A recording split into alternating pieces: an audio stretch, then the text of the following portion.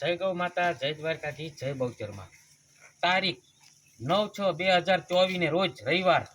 આજે તુષારભાઈ પટેલ સુરતથી 341 મણ લીલો ઘાસચારો ભગત ગૌશાળામાં નાખ્યો છે। તો માતાજી ભગવતી ખૂબ તંદુરસ્તી આપે અને સ્વસ્થ રાખે, સલામત રાખે મારો દ્વારકાધીશ ને મારી માં બહુચર। અમારા અંતરથી એને આશીર્વાદ છે કે આવી ગૌ માતાની સેવા કરે છે માં ભગવતી એને ઊનો વાય નો આવવા દે એવી અમારા અંતરથી આશીર્વાદ છે।